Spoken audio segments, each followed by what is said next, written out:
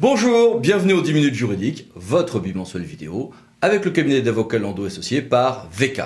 Comme tous les 15 jours, un grand dossier et des brèves, et le grand dossier, c'est l'inflation normative en France. Alors, le gouvernement, cet été, s'est autocongratulé quant à l'efficacité de sa règle du 2 pour 1. Alors, c'est quoi le 2 pour 1? C'est une règle fixée par cette circulaire en 2017 et qui nous dit que tout projet de décret autonome créant une contrainte administrative nouvelle doit être compensé par l'adoption simultanée de 2 abrogations ou de simplifications de mesures antérieures. Et le gouvernement de donner des chiffres. Voici quelques extraits de la communication gouvernementale. Est-ce que le gouvernement a raison? Oui et non. De fait, il y a, quand on lit le journal officiel ces temps-ci, beaucoup d'abrogations et de simplifications, plus que par le passé. Et c'est vrai que, en plus, on a quand même beaucoup de mesures qui sont lancées avec des expérimentations, puis un rapport avant de l'étendre, ou un certain nombre de mesures qui sont lancées, mais pour lesquelles on a dit qu'on pourrait les supprimer si un rapport d'évaluation concluait à l'inutilité de la mesure. Ce sont des apports que peu de gens contestent. Ceci dit, on n'y retrouve pas totalement notre compte. Il est très difficile de compter les normes et il est très difficile parfois de voir si on remplace réellement les normes par des normes plus simples. Si je supprime 4 normes simples pour la remplacer par une nouvelle d'une complexité épouvantable, on n'a rien avancé. Deuxième chose, oui, on continue à avoir beaucoup de normes en France en réalité. En 2000, le Conseil d'État avait fait un décompte. On avait à l'époque 9000 lois et à peu près 120 000 décrets. 8 ans après, on était passé à 10 500 lois et à peu près 127 000 décrets, alors même qu'en même temps, on codifie, ce qui devrait supprimer un certain nombre de textes. Et la dernière législature a atteint des sommets avec apparemment 448 lois. Ceci dit, ne fantasmons pas sur la supposée beauté d'un État qui serait peu normatif, allégé en normes, parce que les sociétés complexes ont toujours produit un droit complexe.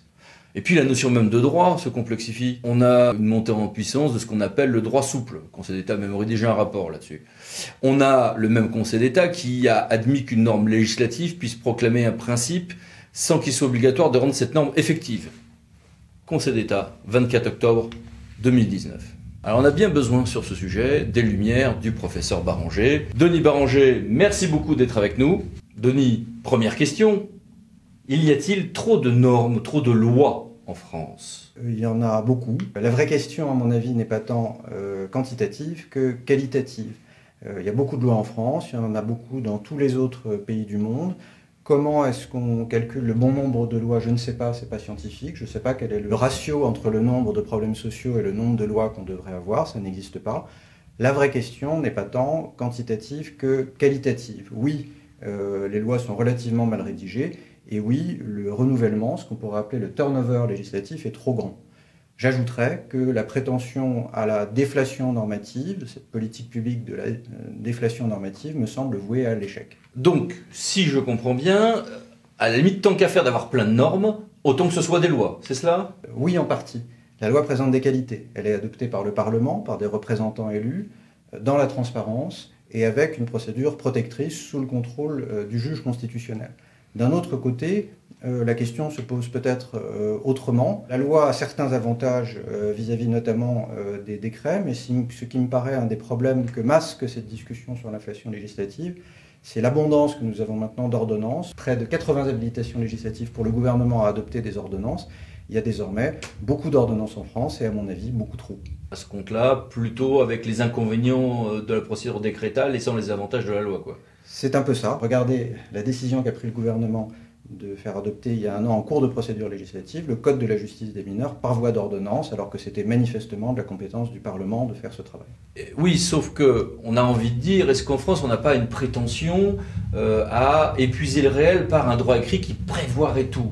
Peut-être que, au rebours de ce que tu viens de dire, il y aurait la place aussi à un autre système où on aura un droit écrit plus léger, mais avec plus de place pour le juge dans les interstices de la loi. Alors oui, certainement, il y a cette tradition rationaliste en France, l'idée qu'on va épuiser le réel par de la norme. Ça, c'est certainement exact. Je ne pense pas pour autant que nous ayons un État moins jurisprudentiel en réalité que dans ce qu'on appelle les pays de common law, Grande-Bretagne, États-Unis.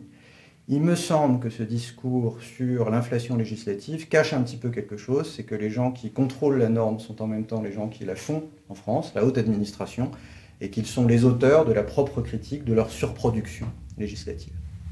Bien, merci beaucoup Denis Barranger et à bientôt. Passons maintenant aux brèves. 15 brèves pour 15 jours. Et la première brève, c'est sur Airbnb et autres meublés de tourisme. D'une part, le projet de loi engagement de proximité va permettre aux maires de moduler les durées de location pour les Airbnb et autres meublés de tourisme entre 60 et 120 jours par an. Deuxième chose, un décret a été adopté. Voici les références permettant, ou plus précisément obligeant Airbnb et autres à donner la liste des logements ainsi loués. 2. La France a été condamnée pour pollution atmosphérique par la Cour de justice de l'Union européenne au titre des périodes passées et peut-être de la situation existante. Ça se discute en droit. Voici quelques informations. Point d'eau. Les préfets doivent prendre des arrêtés de protection des points d'eau au sens très large, cours d'eau et autres, pour protéger ceux-ci en matière d'utilisation de produits phytopharmaceutiques et d'adjuvants. Plusieurs tribunaux administratifs, notamment le tribunal administratif de Montpellier, celui de Lyon, quelques autres aussi, ont ces jours derniers estimé qu'il y avait une illégalité à ne pas prendre en compte tous les cours d'eau, y compris les canaux, les fossés permanents, intermittents, etc. Quelles sont les constructions autorisées en zone montagneuse ? Eh bien, le Conseil d'État a donné un petit tour de vis en estimant que des maisons qui étaient trop espacées les unes des autres, dans un secteur où il n'y a ni réseau d'eau ni d'assainissement, ne peuvent pas être considérées comme un groupe de construction. 5. Trottinettes et autres engins individuels. Un décret a été adopté pour les nouveaux outils de déplacement, que sont les trottinettes électriques, les gyroroues, les overboards, les vélos électriques, etc., etc. Un nouvel acronyme à connaître, les engins de déplacement personnel. Et 2 choses à retenir. Des sanctions très fortes. Et deuxième chose, le décret donne à l'autorité détentrice du pouvoir de circulation, donc souvent le maire, de déroger au cadre général sur la circulation sur le trottoir, pas trottoir, et certaines dérogations en matière de limite de vitesse pour ces EDP, dont le régime va de toute manière modifié aussi par la LOM. 6. Contrat de transition écologique. Une nouvelle instruction a été diffusée pour donner le mode d'emploi de ceux qui veulent s'engager dans cette démarche contractuelle avec l'État, que sont les contrats de transition écologique. Or, contrat attribué sans mise en concurrence à SNCF Mobilité, dans le cadre de son monopole, il y a des règles de mise en concurrence qui vont être à respecter pour les régions, pour les lignes TER. Bonne nouvelle, on a enfin un décret qui nous donne le mode d'emploi en la matière. Mauvaise nouvelle, la Cour des comptes a rendu il y a quelques jours un rapport tout à fait édifiant qui estime que les lignes TER subissent une baisse de fréquentation, une dégradation de la qualité de service, une augmentation des coûts d'exploitation essentiellement à la charge des régions. Bref, ça va mal. 8. Une circulaire a été diffusée sur les violences scolaires. Comment aujourd'hui travailler à faire une bonne concertation à l'échelle intercommunale? Un très bon guide de la DCF a été diffusé. En matière d'accueil de loisirs sans hébergement, quelles sont les règles pour un ALSH inclusif en matière de handicap? En 15 utiles pages, bien faites, le défenseur des droits a remis une brochure, là aussi en téléchargement libre et gratuit. Le Conseil d'État a précisé que le caractère isolé d'un événement n'était pas en soi un obstacle à la reconnaissance de l'imputabilité au service d'une maladie, une dépression en l'espèce. La protection fonctionnelle que l'on doit aux agents ou aux élus peut prendre aussi la forme de l'exercice d'un droit de réponse en droit de la presse.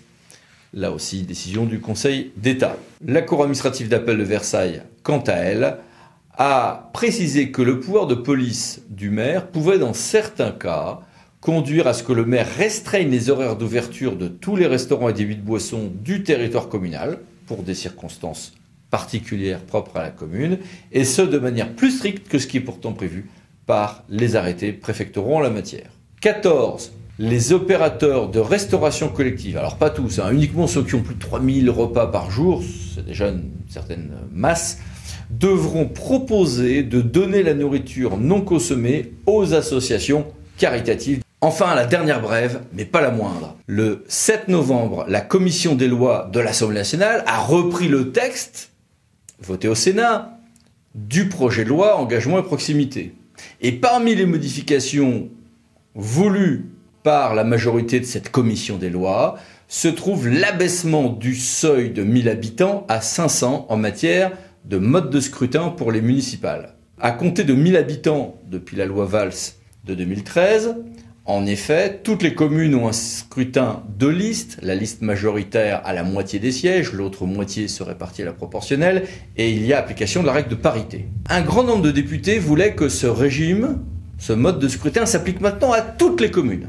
Finalement, la solution voulue par la commission des lois de l'Assemblée après débat, c'est que ce seuil de 1000 habitants aujourd'hui serait donc descendu à 500 habitants. À suivre.